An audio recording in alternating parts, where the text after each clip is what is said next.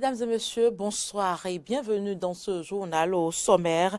Vous êtes professionnel de la santé ou non, usager quand même de la ligne verte 136, satisfaite ou pas de cette innovation, vous pouvez désormais le faire savoir grâce au lancement du volet satisfaction du projet Je t'écoute. Les avantages du réaménagement des horaires de travail dans l'administration publique a fait objet d'une conférence de presse de la ministre du Travail et de la Fonction publique. C'était ce mardi à Cotonou. Et puis, les méthodes de négociation avec les groupes terroristes en France changent désormais. Paris fait évoluer sa position, notamment au Sahel.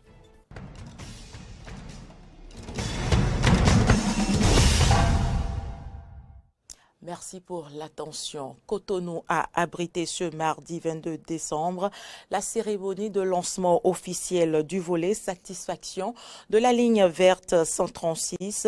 Cette cérémonie a connu la présence effective des cadres du ministère de la Santé et autres partenaires tels que l'ambassade du Canada au Bénin. Ce projet innovant vise à recueillir la satisfaction des usagers et aussi des professionnels du secteur de la santé.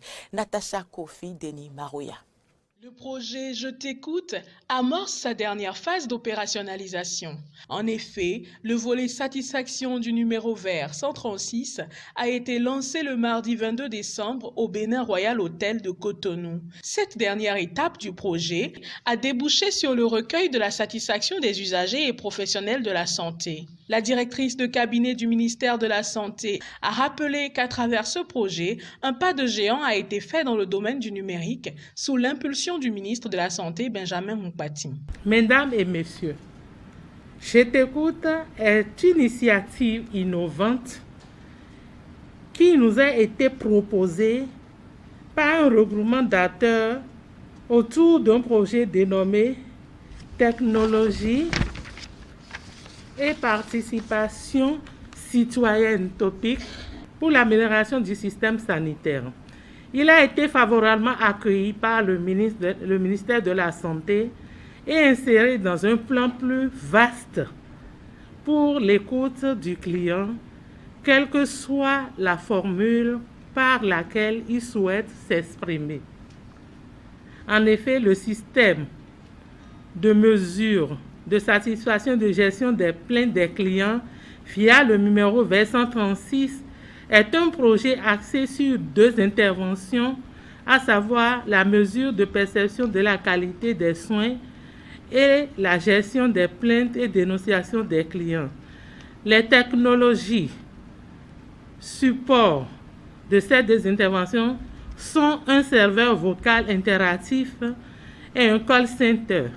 Ces deux interventions ont été mises en place grâce à l'appui technique de Cérud Topic et Passourou, respectivement sur financement des affaires mondiales Canada et Enabel. Le premier secrétaire à la coopération à l'ambassade du Canada près le Bénin, quant à lui, a attiré l'attention des uns et des autres sur la nécessité de tirer leçon des expériences vécues afin de les capitaliser pour un usage futur. Il nous revient donc de redoubler d'efforts pour l'amélioration effective de la qualité des diverses prestations de services offertes à la population. Une amélioration qui se fera à travers une écoute plus active et mieux organisée des usagers des services de la santé. La santé et le numérique se doivent de travailler en symbiose afin d'offrir une meilleure qualité de service au peuple.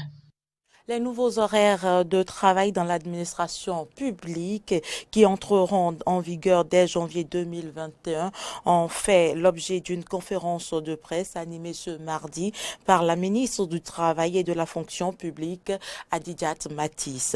À l'occasion, elle s'est appesantie sur les avantages de la réforme, aussi bien que pour l'État que pour les travailleurs et leurs familles. Laurent Toneikes, Damien Pedro. Le gouvernement béninois s'inscrit dans la dynamique de la construction d'une administration de développement, ce qui passe par la performance de cette administration. C'est cette raison fondamentale qui a poussé le gouvernement à réaménager les horaires de travail dans l'administration publique. Et c'est pour mieux expliquer les motivations de ce réaménagement horaire que la ministre du Travail et de la fonction publique était face aux professionnels des médias ce mardi 22 décembre 2020 à Cotonou. Une étude confiée en amont à un cabinet a permis de savoir les impacts des horaires actuels sur la vie des travailleurs. Il a été demandé à ce cabinet de proposer, en cas de nécessité, avec des arguments très forts, un réaménagement des horaires de travail et d'en évaluer les avantages et les inconvénients. Le cabinet a déposé les conclusions de ces travaux après une approche méthodologique participative qui a proposé des horaires de travail à l'administration, au gouvernement, et qui, en tenant compte d'un certain nombre de paramètres, a fixé de nouveaux horaires de travail dans l'administration publique. Selon le rapport du cabinet d'études, les horaires actuels de travail constituent des facteurs déterminants de la contre-performance de l'administration publique. Donc, en procédant au réaménagement horaire, nous parvenons à résoudre le problème de la contre-performance de l'administration. L'administration devrait être beaucoup plus performante avec la mise en œuvre des nouveaux horaires de travail. Ça, c'est pour ce qui concerne l'administration, avec bien évidemment un certain nombre d'avantages ressortis par l'étude. Désormais, les horaires de travail sont de 8h à 12h30 et de 14h à 17h30 avec une pause entre 12h30 et 14h. Ce réaménagement horaire contribuera à une amélioration de la croissance économique de 0,57 points par an correspondant à 26 milliards de francs CFA. Le problème que nous résolvons également est celui de la réduction des coûts de consommation d'eau et d'électricité dans l'administration. L'autre problème qui est résolu et qui entre dans le cadre des avantages pour l'État, c'est que le réaménagement horaire permettra bien évidemment de résoudre un certain nombre de problèmes dans l'administration en rendant les agents beaucoup plus disponibles au travail. Des avantages également pour les agents de l'État, tels que la conciliation de la vie professionnelle, la vie familiale et la vie privée, une meilleure présence des parents à la maison pour le suivi des enfants. Ces nouveaux horaires de travail rentreront en vigueur dès janvier 2021 avec le renforcement des contrôles de ponctualité et de présence au poste et la mise en place des cantines dans les ministères. La salle de conférence du ministère de la Communication a servi de cadre ce mardi à l'installation officielle du conseil d'administration du FAPA, le Fonds d'appui à la production audiovisuelle. Une cérémonie tenue sous la coupole du ministre Alain Orunla.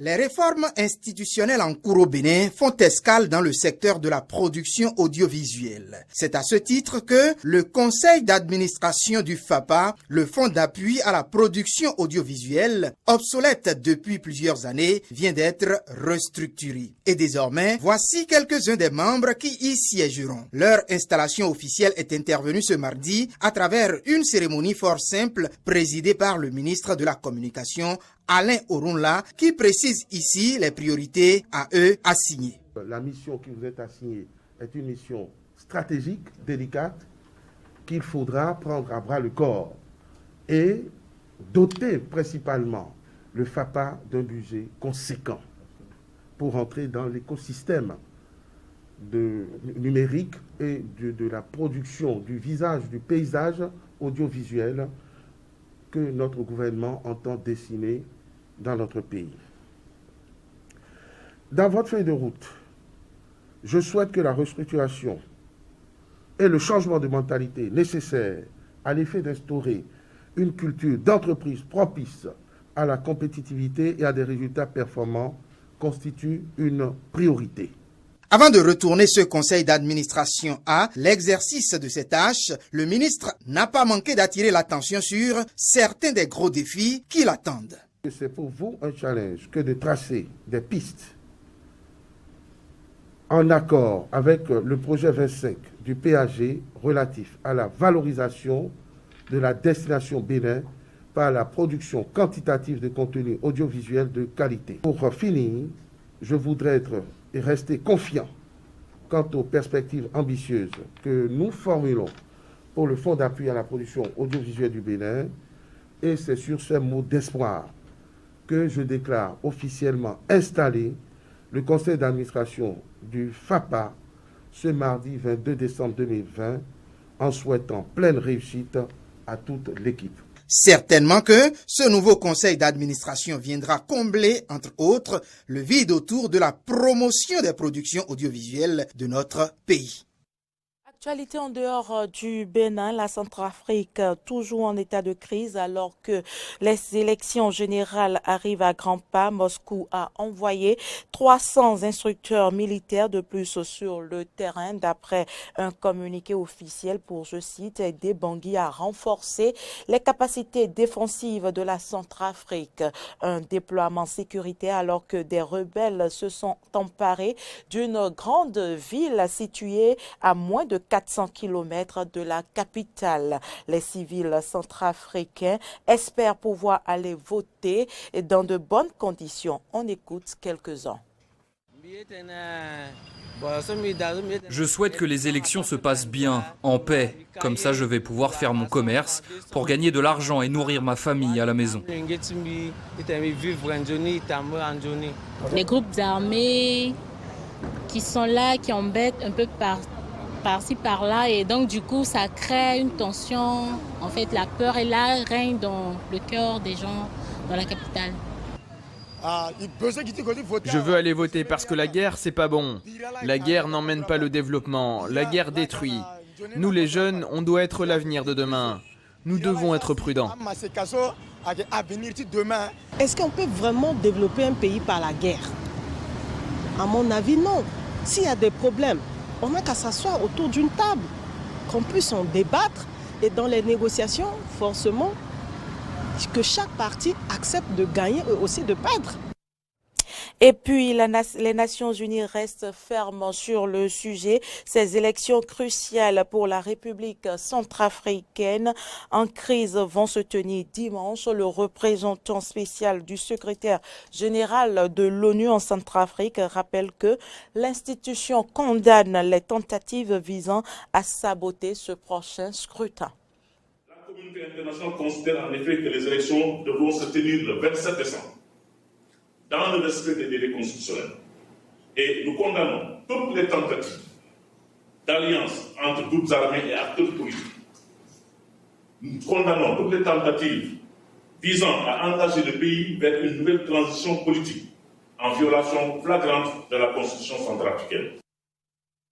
Veut revoir sa copie sur les questions de négociation avec les groupes terroristes. Paris fait évoluer sa position, notamment au Sahel. Les négociations sont désormais possibles, mais uniquement avec certains éléments. Les terroristes, on ne discute pas. Ces mots sont ceux d'Emmanuel Macron dans un entretien accordé au magazine Jeune Afrique en novembre dernier. Le chef de l'État a réaffirmé la position déjà très claire de Paris sur la question des négociations avec des terroristes. Il faut s'inscrire dans la feuille de route claire que sont les accords d'Alger. Ceci prévoit un dialogue avec différents groupes politiques et autonomistes. Mais cela ne veut pas dire qu'il faut dialoguer avec des groupes terroristes qui continuent à tuer des civils et des soldats, y compris nos soldats. Seulement voilà, parmi les pays aux côtés desquels la France combat, certains ont fait évoluer leur approche de la question. Ainsi, le Mali s'est plutôt montré favorable à l'ouverture d'un dialogue avec des groupes djihadistes. La négociation avec les groupes terroristes ou le dialogue avec ces groupes, pour nous, constitue la prise en charge d'une volonté exprimée par les Maliens dès juin 2017 lors de la conférence d'entente nationale et de tenir compte des réalités nationales. La France combat aux côtés de l'armée malienne, notamment dans le cadre de l'opération Barkhane, pour laquelle 5000 hommes sont engagés au Sahel. Une région qui mériterait, selon Paris, un positionnement plus subtil et plus flexible que la doxa actuelle quant à la question des négociations avec les terroristes.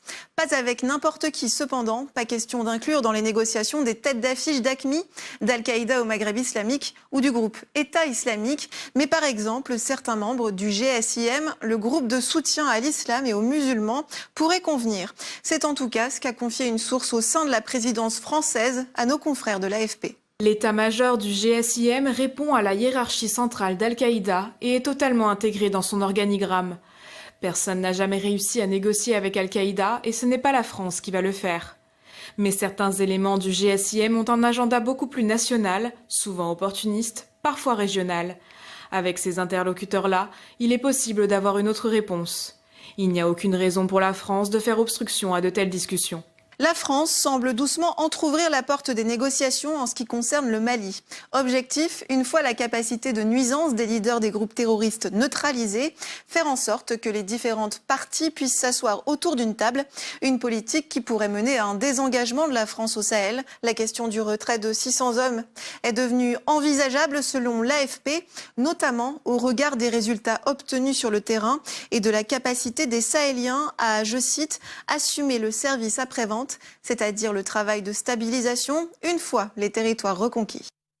Les négociations sur le Brexit semblent interminables et pourraient aller au-delà de la date butoir de 31 décembre. Plus de précisions dans ce reportage. L'Union européenne prête à négocier jusqu'à la fin de l'année et au-delà. C'est ce qu'a affirmé ce mardi le négociateur européen sur le Brexit, Michel Barnier, et ce, alors que jusqu'à maintenant, les deux parties rappelaient sans cesse la date butoir du 31 décembre 2020. L'ex-ministre de l'Agriculture et de la Pêche a jugé l'offre britannique sur ce dernier domaine totalement inacceptable devant les ambassadeurs de l'Union européenne. Pour les diplomates présents, les discussions ne sont pas terminées. Des progrès ont été faits. La plupart des questions sont réglées en principe ou proches de l'être. Cependant, les divergences sur la pêche restent difficiles à combler. L'Union européenne ne fermera pas sa porte au Royaume-Uni et reste prête à négocier au-delà du 1er janvier. Si l'Europe s'agace des desiderata britanniques, elle semble pourtant toujours aussi déterminée à vouloir trouver un accord, mais pas à n'importe quel prix, selon le secrétaire d'État français aux affaires européennes. Il ne s'agit pas de faire un accord au rabais, un mauvais accord, un accord précipité, ce n'est pas notre position, ça ne l'a jamais été, ça ne changera pas. Donc oui à la négociation, essayons de trouver ce bon accord. Nous avons confiance dans notre négociateur Michel Barnier pour ce faire, mais pas d'accord à tout prix, pas d'accord au rabais, c'est clair, nous l'avons répété. Et d'ici là, préparons-nous, car le 1er janvier, c'est un changement important, nous devons l'avoir en tête dans toutes les hypothèses. En cas d'échec sur l'accord d'ici au 31 décembre, ce seraient les règles de l'OMC qui régiraient les échanges commerciaux entre Européens et Britanniques. Mais les discussions, elles, pourraient s'éterniser encore un peu plus. L'affaire Julian Assange, toujours au cœur des débats sur la scène internationale. Le rapporteur de l'ONU sur la torture demande au président américain Donald Trump de gracier le fondateur de Wikileaks. Une mobilisation également des députés allemands qui militent pour sa libération. Un destin pris au sérieux par de nombreuses personnalités politiques. Julian Assange, arrêté en 2019 à l'ambassade équatorienne de Londres après 7 années de refuge, risque 175 ans de prison pour avoir diffusé au grand public des milliers de documents confidentiels. Dans le collimateur des Américains est aujourd'hui emprisonné dans la prison de Belmarsh au Royaume-Uni. Le fondateur de Wikileaks attend son sort. La justice britannique doit étudier son extradition vers les États-Unis le 4 janvier. Mais l'état de santé du journaliste australien inquiète. Ce mardi, un rapporteur de l'ONU a demandé à Donald Trump, dans une lettre ouverte, de gracier le lanceur d'alerte. L'homme en question, Niels Melzer, estime que l'Australien a été victime de persécutions et d'humiliations. Je vous demande de gracier M. Assange car il n'est pas et n'a jamais été un ennemi du peuple américain. Son organisation Wikileaks lutte contre le secret et la corruption dans le monde entier et par conséquent agit dans l'intérêt public tant du peuple américain que de l'humanité tout entière. En graciant M. Assange, Monsieur le Président, vous enverriez un message clair de justice, de vérité et d'humanité au peuple américain et au monde. Vous réhabiliteriez un homme courageux qui a souffert d'injustice, de persécution et d'humiliation pendant plus d'une décennie, simplement pour avoir dit la vérité.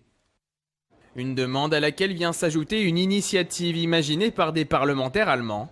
Des députés ont créé un groupe de travail au Bundestag avec des membres issus de différents bords politiques, mais avec un souhait commun, celui d'éviter l'extradition de Julian Assange.